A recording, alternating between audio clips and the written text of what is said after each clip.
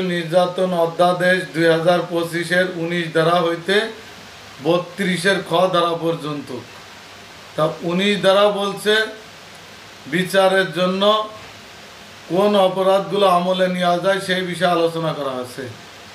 অর্থাৎ এই আইনের যে বিচার কার্যক্রমটা হবে, এই বিচারে কোন অপরাধগুলো আদালত বা ট্রাইব্যুনাল আমলে নিবে সেটা 19 ধারা মূলত আলোচনা।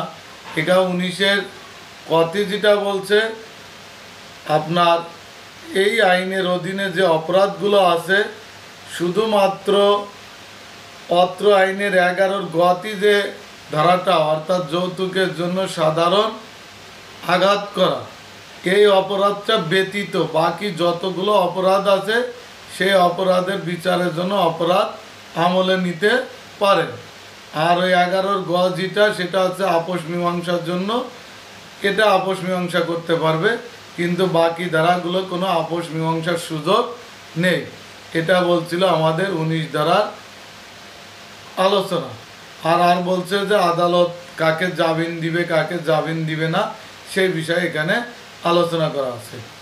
আর 20 ধারার মূলত আলোচনা হচ্ছে বিচার পদ্ধতি।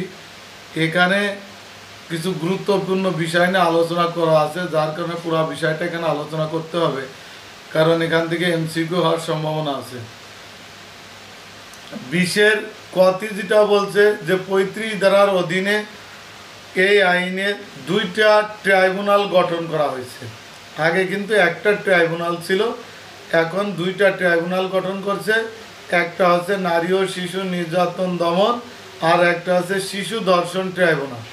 অর্থাৎ নারী ও শিশু নির্যাতন দমন ট্রাইব্যুনাল এটা 26 ধারায়, আর 26-এর কতে আবার নতুন একটা ট্রাইব্যুনাল এবার গঠন করবে, সেটা হচ্ছে শিশু ধর্ষণ ট্রাইব্যুনাল। তাহলে একের কথা হচ্ছে যে বিচার পদ্ধতি 2টা ট্রাইব্যুনালে হবে, 26-এর ধারা আর 26-এর ক ধারা।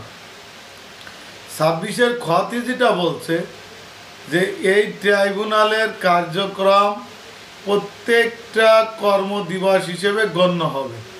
অর্থাৎ মামলার বিচার কার্যক্রম শুরু থেকে মামলার বিচার শেষ না হওয়া পর্যন্ত প্রত্যেকটা কর্মদিবসই হিসেবে গণ্য হবে।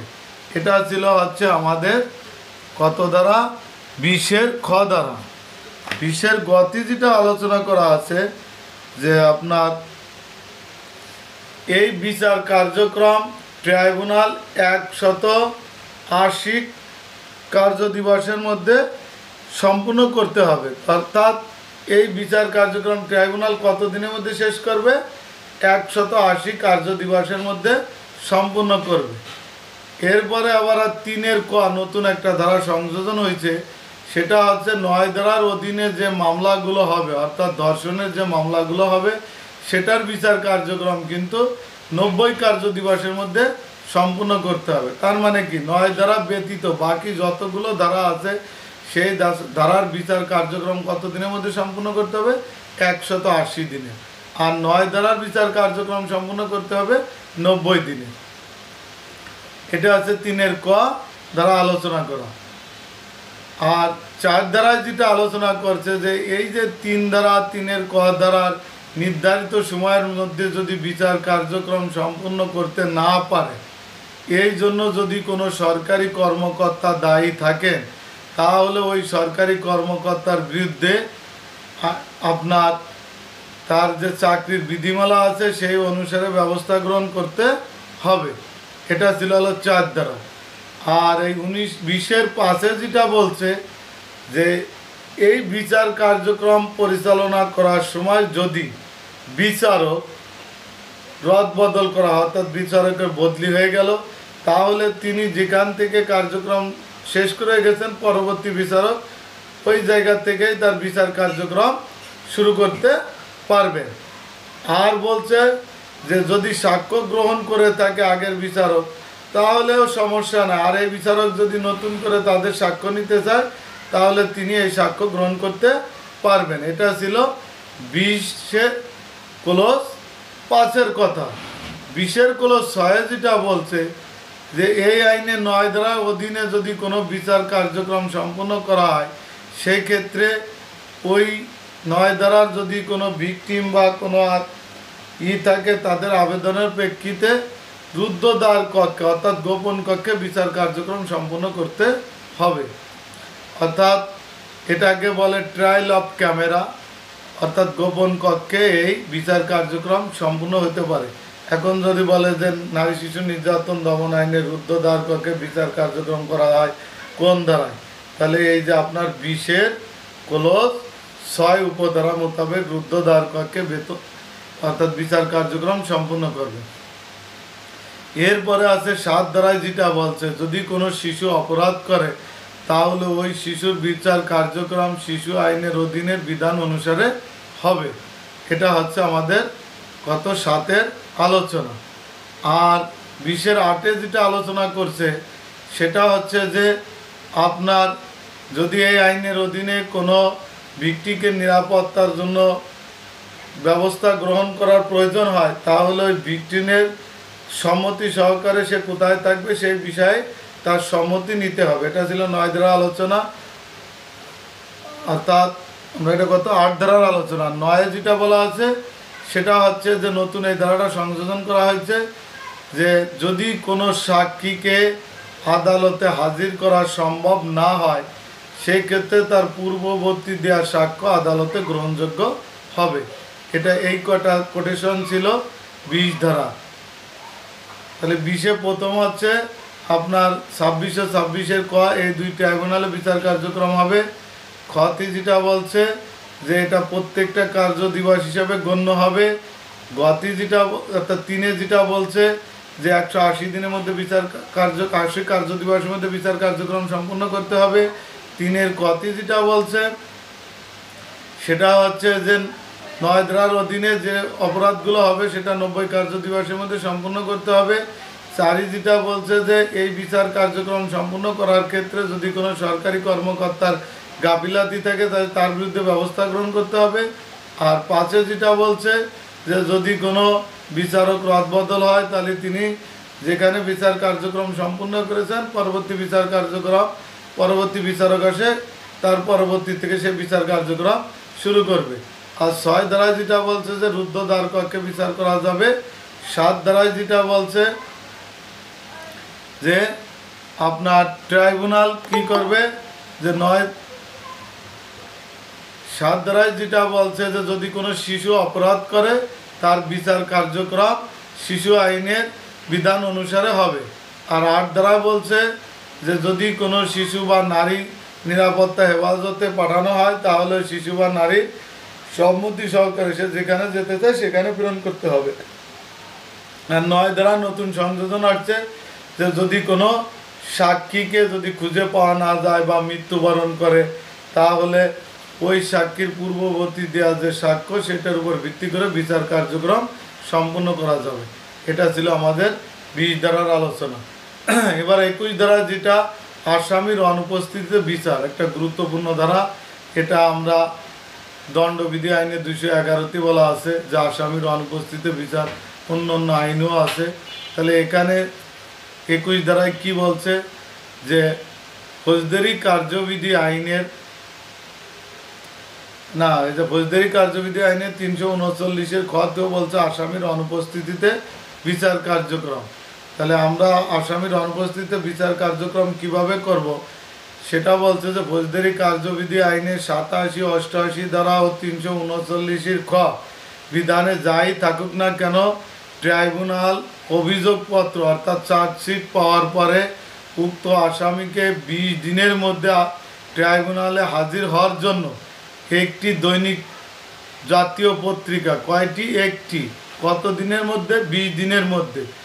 অনলাইনের মাধ্যমে অথবা সংবাদপত্রের মাধ্যমে হাজির হওয়ার জন্য একটা বিজ্ঞপ্তি দিবেন। উক্ত সময়ের মধ্যে যদি ওই আসামি আদালতে হাজির না হয় তাহলে তার অনুপস্থিতিতে বিচার কার্যক্রম সম্পূর্ণ করবেন। কত ধারায়? 21 ধারা। 21-এ আবার আরেকটা শর্ত বলছে যে ওই আসামি যদি আদালত থেকে বা ট্রাইব্যুনাল থেকে যদি জামিন নেওয়ার পরে যদি সে পলাতক থাকে তাহলে তার ক্ষেত্রে উপরের শর্ত গ্রহণযোগ্য হবে না, তার ক্ষেত্রে তার অনুপস্থিতিতেই বিচার কার্যক্রম সম্পূর্ণ করা যাবে। এখান থেকে যদি এমসিকিউ আসে যে কত দিনের মধ্যে হাজির হওয়ার জন্য নির্দেশ দিবে, 20 দিনের মধ্যে। তারপর কয়টি পত্রিকায়, এখানে বলছে একটি পত্রিকায়। তাহলে এই এমসিকিউ আসলে দুইটা শব্দ আসতে পারে। এবার কিভাবে দিবে, এটা হচ্ছে জাতীয় পত্রিকা অথবা অনলাইনের মাধ্যমে বা তথ্য প্রযুক্তির মাধ্যমে। এই কথা ছিল আমাদের 21 ধারার কথা, যে আসামির অনুপস্থিতিতে বিচার কার্যক্রম কিভাবে সম্পন্ন করবে। 22 ধারা বলছে আসামি অর্থাৎ জবানবন্দি রেকর্ড, অর্থাৎ সাক্ষীদের জবানবন্দি রেকর্ড করবে কত ধারায়, 22 ধারায়। এখন এখানে বলছে 22 ধারায় যে মামলার তদন্তকারী কর্মকর্তা যদি জানতে পারে যে এই অপরাধের সাথে যে ঘটনা ঘটছে সেই সম্পর্কে কোনো প্রত্যক্ষ সাক্ষী আছে, তাহলে ম্যাজিস্ট্রেটকে ওই সাক্ষী সাক্ষ্য গ্রহণ করার জন্য অনুরোধ করবে। কত ধারায়, 22 ক্লোজ 1। কে অনুরোধ করবেন, মামলা তদন্তকারী কর্মকর্তা। কাকে অনুরোধ করবেন, প্রথম শ্রেণী ম্যাজিস্ট্রেটকে। এখন এই অনুরোধ করার পর প্রথম শ্রেণী ম্যাজিস্ট্রেট কি করবেন, তিনি এই সাক্ষীর জবানবন্দি রেকর্ড করবেন। তিনি ঘটনাস্থলেও জবানবন্দি রেকর্ড করতে পারেন, অথবা তিনি তার কামরায়ও জবানবন্দি রেকর্ড করতে পারেন। এখন তিনি যেটা বলছে যে মামলা তদন্তকারী কর্মকর্তা এই মামলা চার্জশিট দেওয়ার সময় এই যে আপনার জবানবন্দি রেকর্ডের কপি ওই ডকেটের সাথে সংযুক্ত করে আদালতে বা ট্রাইব্যুনালে প্রেরণ করবেন। আর এর 4 ধারায় যেটা বলছে যে এই সাক্ষী যে জবানবন্দি দিল, এটা নতুন ধারা সংযোজন হয়েছে। এই জবানবন্দি পাওয়ার পরে যদি গ্রহণ করার পরে আদালত বা ট্রাইব্যুনাল তার সাক্ষ্য গ্রহণের জন্য নির্দেশ দিল, কিন্তু ওই ব্যক্তি যদি মৃত্যুবরণ করে বা দূরবর্তী কোনো এলাকায় থাকে বা তাকে হাজির করা সম্ভব হচ্ছে না, সেক্ষেত্রে তার পূর্ববর্তী দেওয়া জবানবন্দি আদালতে গ্রহণযোগ্য হবে। আর দূরবর্তী এলাকায় থাকলে আদালত কি করবে, তথ্য প্রযুক্তির মাধ্যমে তার এই সাক্ষ্য গ্রহণ করতে পারবেন। এই ছিল হচ্ছে আমাদের 22 ধারার আলোচনা। আর 23 ধারা যেটা বলছে সেটা হচ্ছে যে আপনার মামলা তদন্তকারী 23 ধারা হচ্ছে মামলা তদন্তকারী কর্মকর্তা যে সাক্ষ্যগুলো পাবে, এই সাক্ষ্যগুলোকে বিশেষজ্ঞদের মতামতের নিকট প্রেরণ করবেন। এই বিশেষজ্ঞদের মতামতের কথা মূলত আলোচনা করা হচ্ছে 23 ধারা, যে বিশেষজ্ঞ যে ধরনের মতামত দিবে এই মতামতের জন্য আদালত সাক্ষ্য হিসেবে ওই বিশেষজ্ঞ প্রতিনিধিকে ডাকবেন। যদি ওই প্রতিনিধি হাজির থাকেন তাহলে তিনি এই 23 ধারা মোতাবেক সাক্ষ্য দিবেন। আর যদি তিনি মৃত্যুবরণ করেন তাহলে তার পূর্ব দেওয়া যে লিখিত যে রিপোর্ট এটা সাক্ষ্য হিসেবে গ্রহণযোগ্য হবে। আবার দূরবর্তী এলাকা বা অন্য কোনো যা থাকলেও তার এই রিপোর্টটাই আদালতে গ্রহণযোগ্য হবে। আর এই বিশেষজ্ঞ কারা হবে, যারা এই আইনের সাথে সম্পৃক্ত, অর্থাৎ ডিএনআই টেস্ট যিনি করেন, অথবা আপনার মেডিকেল এমসিকিউ যিনি করবেন, বা রক্ত পরীক্ষা যিনি করবেন, এই সব ব্যক্তি হচ্ছে বিশেষজ্ঞ। এটা ছিল আমাদের 23 ধারার আলোচনা। আর 24 ধারা যেটা পড়াবো সেটা হচ্ছে যে সাক্ষীকে আদালতে হাজির করতে হবে। অর্থাৎ এই সাক্ষীকে আদালতে হাজির করার দায়িত্ব সাক্ষী যে স্থানে বসবাস করে সেই স্থানে থানার ভারপ্রাপ্ত কর্মকর্তা বরাবর ডাকযোগে সমন প্রেরণ করবেন।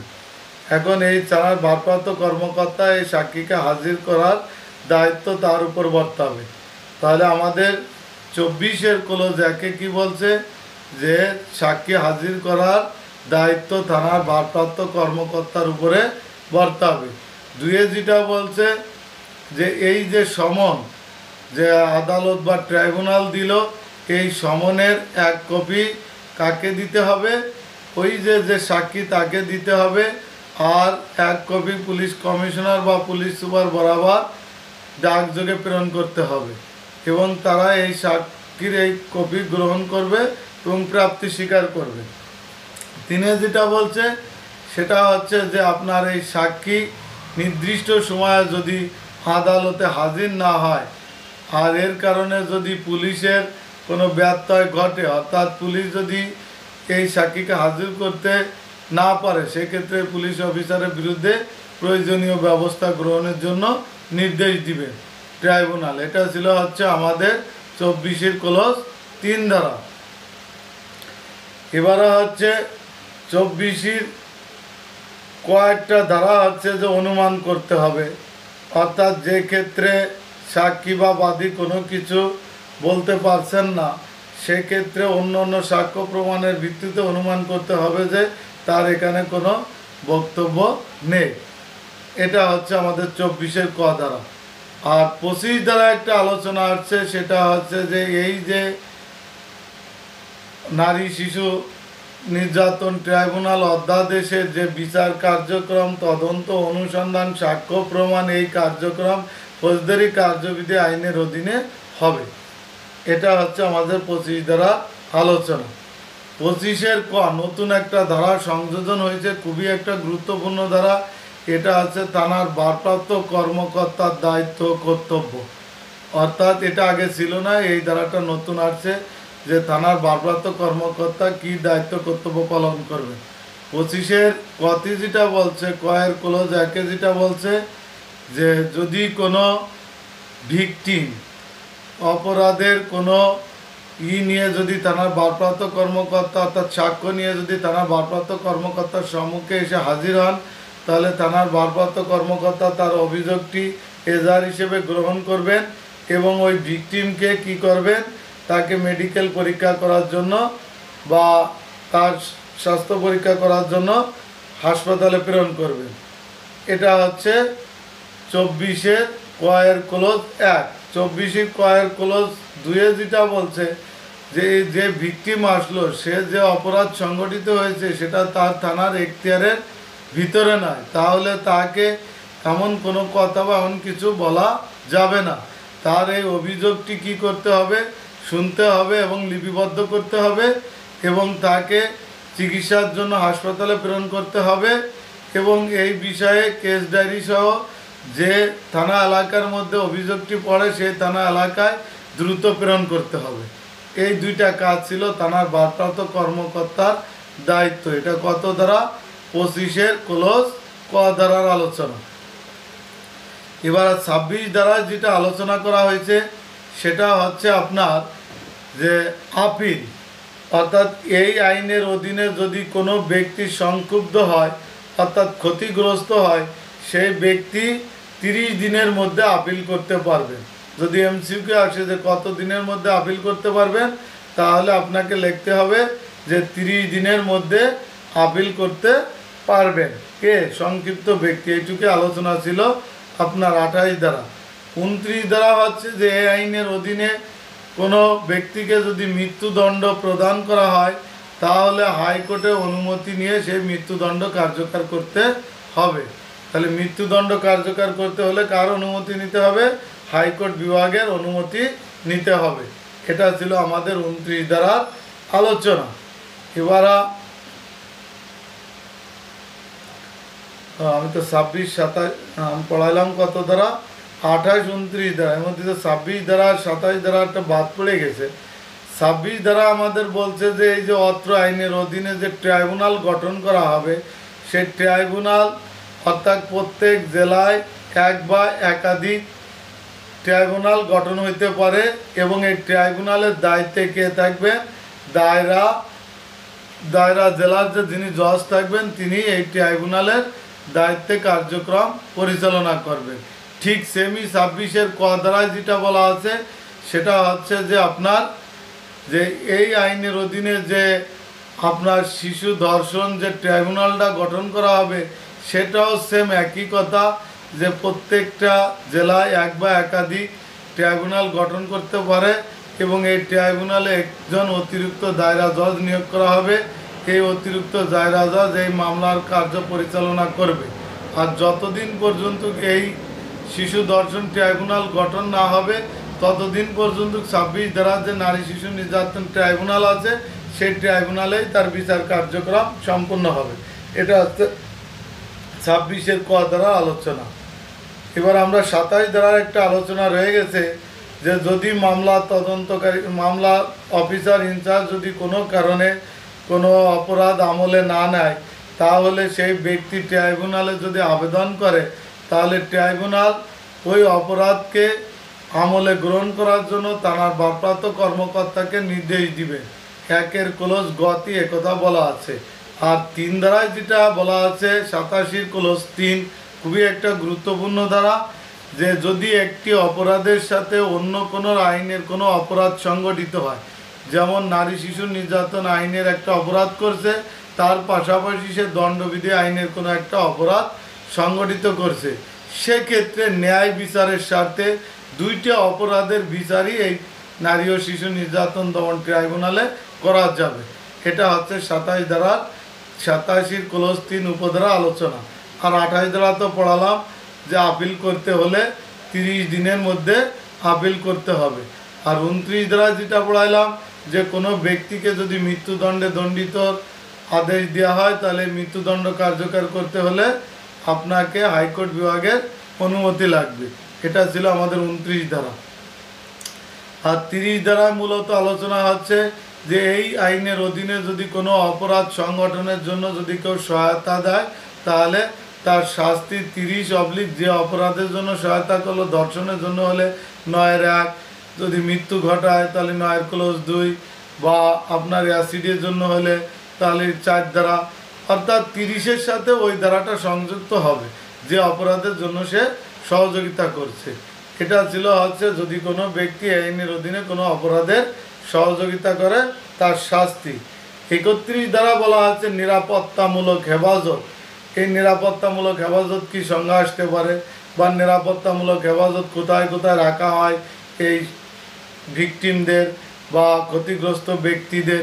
তাহলে এখানে বলা হচ্ছে যে নিরাপত্তামূলক হেফাজত যদি কোনো ক্ষতিগ্রস্ত ব্যক্তি বা নারী ও শিশুকে নিরাপত্তামূলক হেফাজতে রাখার প্রয়োজন মনে করে আদালত বা ট্রাইব্যুনাল, তাহলে শিশু আইনের 24 নং আইন অনুসারে যে বিধান রয়েছে সেই বিধান ফলো করার জন্য বলছে। সেখানে বলা আছে যে কারাগারের বাইরে রেখে অথবা সরকারি কোনো প্রতিষ্ঠানে রেখে অথবা আদালতের নির্দেশ অনুসারে কোনো ব্যক্তির নিকটেও নিরাপত্তামূলক হেফাজতে রাখতে পারবেন। তাহলে এখানে কি বললো, কারাগারের বাইরে রাখতে হবে। আর কোথায় সরকারি যে প্রতিষ্ঠানগুলো আছে সরকার কর্তৃক যে এই যে নিরাপত্তা হেফাজতের জন্য সেখানে রাখতে পারেন, অথবা ট্রাইব্যুনাল বা আদালত চাইলে তাকে কোনো ব্যক্তির হেফাজতও রাখতে পারেন। এটা ছিল আমাদের 30 ধারা আলোচনা, নিরাপত্তামূলক হেফাজত। 31 ধারা নিরাপত্তামূলক হেফাজতের কথা বলছে 31 ধারা। 32 ধারার এখানে 32 একটা ধারা, 32 কয়েকটা ধারা, 32 কয়েকটা ধারা, প্রত্যেকটা ধারাই গুরুত্বপূর্ণ। 32 ধারায় বলছে যে এখানে মেডিকেল রিপোর্ট, অর্থাৎ ভিকটিম ক্ষতিগ্রস্ত ব্যক্তি বা নির্যাতনের শিকার ব্যক্তি অথবা যে ব্যক্তি অপরাধ করেছে উভয়ের কিন্তু মেডিকেল পরীক্ষা করতে হবে। এটা হচ্ছে হলো 32 ধারার কথা। 32 ক্লোজ 1 ধারায় বলছে যে ওই যে ব্যক্তিকে মেডিকেল পরীক্ষা করতে হবে, অর্থাৎ যে ভিকটিম সে সরাসরি যে কোনো সরকারি হসপিটাল বা কোনো বেসরকারি হসপিটালে নিজে যেও মেডিকেল পরীক্ষা করাইতে পারেন, অথবা পুলিশের মাধ্যমে মেডিকেল পরীক্ষা করাইতে পারেন। এই মেডিকেল পরীক্ষা করার ক্ষেত্রে তার কাছ থেকে কোনো ফিস গ্রহণ করা যাবে না। এটা ছিল 32 ক্লোজ 1। 32 ক্লোজ 2 যে এই যে মেডিকেল অফিসার দ্রুত সময়ের মধ্যে মেডিকেল পরীক্ষা করবে এবং এর রিপোর্ট 72 ঘন্টার মধ্যে ওই ভিকটিমকে দিতে পারে বা ভিকটিমের আত্মীয় স্বজনকে দিতে পারে, অথবা পুলিশ অফিসারকে নিকট প্রেরণ করবে। তাহলে কত ঘন্টার মধ্যে? 72 ঘন্টার মধ্যে রিপোর্ট দিবে আর দ্রুত সময়ের মধ্যে মেডিকেল পরীক্ষা করবে। কার কার? এখানে ভিকটিমেরও করতে, অর্থাৎ নির্যাতনের শিকার ব্যক্তিরও করতে পারে, অথবা যে অপরাধ ঘটেছে তারও করতে পারে, অর্থাৎ অপরাধীরও। আর 3 যেটা বলছে যে এই মেডিকেল অফিসার যদি এই আপনার মেডিকেল পরীক্ষা করতে তালবাহানা করে বা নির্ধারিত সময়ের মধ্যে মেডিকেল পরীক্ষা না করে, অথবা নির্ধারিত সময়ের মধ্যে যদি সে রিপোর্ট দাখিল না করে, তাহলে তার বিরুদ্ধে ব্যবস্থা গ্রহণ করা যাবে। কত ধারায়? এই যে আপনার 32 ক্লোজ 3, অর্থাৎ সে যে নিয়ন্ত্রণাধীন আছে তার বরাবর ব্যবস্থা গ্রহণের জন্য নির্দেশ দিবেন, অথবা যে তাকে নিয়োগ দিতে সেই নিয়োগ প্রদানকারী ব্যক্তির নিকট আপনাকে তার বিরুদ্ধে ব্যবস্থা গ্রহণ করার জন্য নির্দেশ দিবেন। এই ছিল হচ্ছে 32 দ্বারা মূলত আলোচনা। আর 32-এর কতি যেটা বলছে সেটা হচ্ছে যে ডিএনএ পরীক্ষা করতে হবে। এই ডিএনএ পরীক্ষাটা, ডিএনএ একটা আইন আছে, সে আইনের অধীনে এই ডিএনএ পরীক্ষা করবে। এই ডিএনএ পরীক্ষা করার ক্ষেত্রে এখানে দুইজনকেই ডিএনএ পরীক্ষা করতে হবে, অর্থাৎ যিনি ক্ষতিগ্রস্ত ব্যক্তি তিনাকেও ডিএনএ পরীক্ষা করতে হবে এবং যে অপরাধ করিয়াছে অপরাধীরও ডিএনএ পরীক্ষা করতে হবে। এখানে তাদের সম্মতি থাকুক বা না থাকুক সেক্ষেত্রেও তাদের ডিএনএ পরীক্ষা করতে হবে। এখন যদি মামলা তদন্তকারী কর্মকর্তা যদি মনে করে যে এদের ডিএনএ পরীক্ষা করার দরকার নয়, তাহলে সে কেস ডায়েরিতে বিষয়ে উল্লেখ করে ট্রাইব্যুনালকে অবগত করবে। আর দুয়ে যেটা বলছে যে ডিএনএ পরীক্ষা করার জন্য যে ল্যাবে প্রেরণ করা হবে সে ল্যাব দ্রুত সময়ের মধ্যে ডিএনএ পরীক্ষা করে রিপোর্ট দাখিল করবে। এটা ছিল হচ্ছে 32-এর ক্লজ ক ধারা। আর 32-এর ক্লজ খ, যে আইনের অধীনে কোনো সাক্ষী যদি দূরবর্তী থাকে তাকে হাজির করার জন্য তার যে খরচ বা তার যে ব্যয়ভার হবে সেই ব্যয়ভার বা ক্ষতিপূরণ ট্রাইব্যুনাল প্রদান করার জন্য নির্দেশ দিবেন। এই ছিল হচ্ছে আমাদের মূলত আপনার নারী ও শিশু নির্যাতন অধ্যাদেশের টোটালি গুরুত্বপূর্ণ ধারাগুলো। আপনার আজকে পড়ালাম 19 থেকে 32-এর খ ধারা পর্যন্ত। আর বাকি যা আছে এগুলো ধর্তব্য না, এজন্য ওগুলো আমাদের পড়ার দরকার নেই। বাকি 2টা ধারা আছে, 3টা ধারা এটা। তাহলে আমি একটু সার সংক্ষেপ আলোচনা করি। সেটা হচ্ছে আমরা 19 ধারা পড়ছিলাম, অপরাধ বিচারার্থের জন্য গ্রহণ, অর্থাৎ কোন ধারাগুলো বিচারের জন্য ট্রাইব্যুনাল গ্রহণ করবে সেই বিষয়ে 19 ধারা আলোচনা করা। আর 20 ধারা বলছে কিভাবে বিচার পদ্ধতি, অর্থাৎ এই বিচার কার্যক্রমগুলো কিভাবে হবে সেই বিষয় নিয়ে আলোচনা করা। 20-এর 1-এ যেটা বলছে যে বিচার কার্যক্রম 26 ও 26-এর ক ট্রাইব্যুনালে হবে। খতে যেটা বলছে বিচার কার্যক্রম শুরু হওয়া প্রতিটি কর্মদিবস হিসেবে গণ্য হবে। 3-এ যেটা বলছে যে 180 কার্য দিবসের মধ্যে বিচার কার্যক্রম সম্পন্ন করতে হবে। 3-এর কতি যেটা বলছে যে 9 ধারার অধীনে বিচার কার্যক্রম 90 দিনের মধ্যে সম্পন্ন করতে হবে। 4 ধারা বলছে 3 ও 3-এর ক ধারা বিচার কার্যক্রম সম্পন্ন করা না গেলে এর জন্য যদি কোনো সরকারি কর্মকর্তা দায়ী থাকে তার বিরুদ্ধে ব্যবস্থা গ্রহণ করতে হবে। 5 ধারা বলছে যে বিচারক বদলি হয়ে গেলে তাহলে বিচারকের পরিবর্তে অন্য যে বিচারক আসবে তিনি কি করবেন, তার পূর্ববর্তী যেখানে বিচার কার্যক্রম সমাপ্ত করেছেন তারপর থেকে তিনি বিচার কার্যক্রম শুরু করবেন। 6 ধারায় বলছে যে রুদ্ধ দ্বার কক্ষে বিচার কার্যক্রম করা যাবে। 7 ধারা বলছে যদি কোনো শিশু অপরাধ করে তাহলে তার বিচার শিশু আইনের যে বিধান আছে সেই বিধান অনুসারেই করতে হবে। 8 ধারায় যেটা বলছে যে যদি কোনো ভিকটিমকে নিরাপদ হেফাজতে রাখার প্রয়োজন হয় তাহলে সে ভিকটিমের মতামত গ্রহণ করতে হবে। আর 9 ধারায় বলছে যে এই আইনের অধীনে যদি, অর্থাৎ 9 ধারার অধীনে যদি কোনো সাক্ষ্য প্রমাণ পাওয়া যায় সেটার উপর ভিত্তি করে বিচার কার্যক্রম সম্পন্ন করা যাবে। এই ছিল 20-এর 1 থেকে 9। 21 ধারায় যেটা বলছে আসামির অনুপস্থিতিতে বিচার কার্যক্রম সম্পন্ন করা যাবে। এর জন্য তাকে 20 দিনের সময় দিয়ে একটা নোটিশ জারি করতে হবে একটা পত্রিকায় বা তথ্য যোগাযোগ প্রযুক্তির মাধ্যমে। আর নির্ধারিত সময়ের মধ্যে যদি সে হাজির না হয় তাহলে তার অনুপস্থিতিতে বিচার কার্যক্রম সম্পন্ন করা যাবে। আর এখানে আবার একটা শর্ত দিছে যে ওই আসামি যদি আদালত থেকে জামিন নেওয়ার পর যদি সে পলাতক থাকে তাহলে তার জন্য উপরে শর্ত প্রযোজ্য হবে না। এটা ছিল হচ্ছে আমাদের 21 ধারা আলোচনা। 22 ধারা হচ্ছে সাক্ষীর জবানবন্দি গ্রহণ বা ভিকটিমের জবানবন্দি গ্রহণ। এটা প্রথম শ্রেণী ম্যাজিস্ট্রেট করবে, সে ঘটনাস্থলে এসেও করতে পারে অথবা তার কামরায় বসেও জবানবন্দি গ্রহণ করতে পারবে। আর তারপরে আরেকটা কথা বলছে যে এই জবানবন্দি তার যে মামলার ডকেট সেই ডকেটের সাথে সংযুক্ত করে আদালতে প্রেরণ করবে। এটা হচ্ছে জবানবন্দি গ্রহণ 22 ধারা। আর 23 ধারা যেটা বলছে সেটা হচ্ছে যে রক্ত পরীক্ষক বা ডিএনএ পরীক্ষক বা মেডিকেল যে যিনি করবেন সেই পরীক্ষক, অর্থাৎ যারা বিশেষজ্ঞ তাদের কাছ থেকে মতামত নিতে হবে এবং তাদের এই মতামত পরবর্তীতে সাক্ষ্য হিসেবে গ্রহণযোগ্য হবে। এটা হচ্ছে 23 ধারার কথা। 24 ধারা যেটা পড়াইছি সেটা হচ্ছে যে আপনার সাক্ষীকে আদালতে হাজির করার দায়িত্ব থানার ভারপ্রাপ্ত কর্মকর্তার উপরে বর্তাবে। আর এই সমনের অনুলিপি কোথায় কোথায় যাবে, সাক্ষীকে একটা কপি দিতে হবে, পুলিশ কমিশনার বা পুলিশ সুপারকে ডাকযোগে একটা কপি প্রেরণ করতে হবে। আর এই সাক্ষী যদি নির্দিষ্ট সময়ে ট্রাইব্যুনালে হাজির না হয় তাহলে সংশ্লিষ্ট পুলিশ কর্মকর্তার বিরুদ্ধে ব্যবস্থা গ্রহণের জন্য নির্দেশ দিবে। এটা ছিল হচ্ছে আমাদের 24 ধারা। আর 24 হচ্ছে যে অনুমান করতে হবে।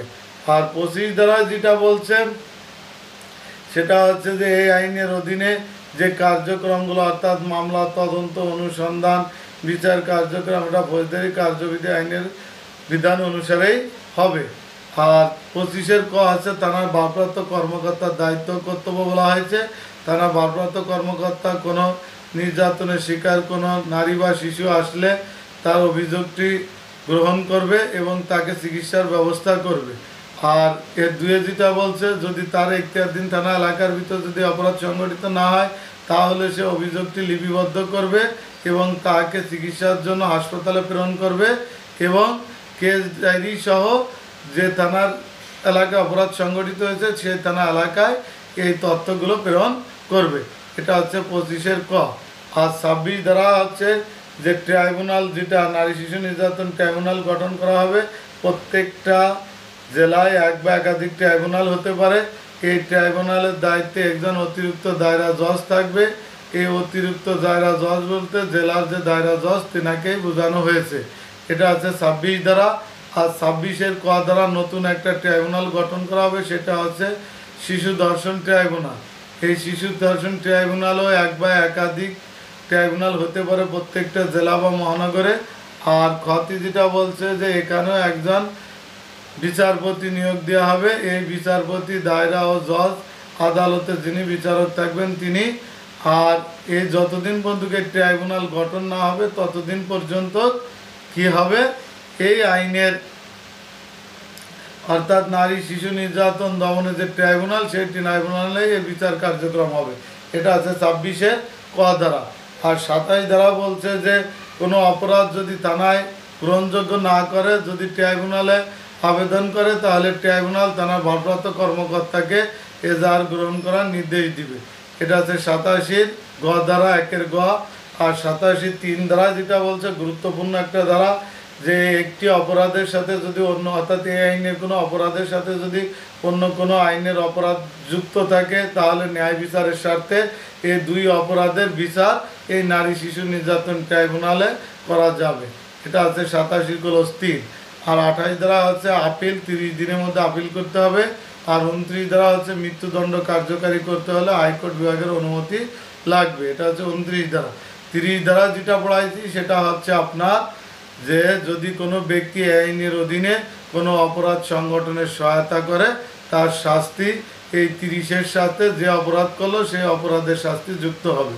আর 31 ধারা হচ্ছে নিরাপত্তামূলক হেফাজত।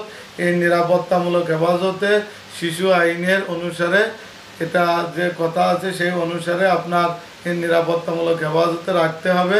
অর্থাৎ তাকে কারাগারের বাইরে সরকারি কোনো প্রতিষ্ঠানে অথবা আদালতের ইচ্ছা অনুসারে কোনো ব্যক্তির হেফাজতও রাখতে পারে। এটা ছিল আমাদের 31 ধারার আলোচনা।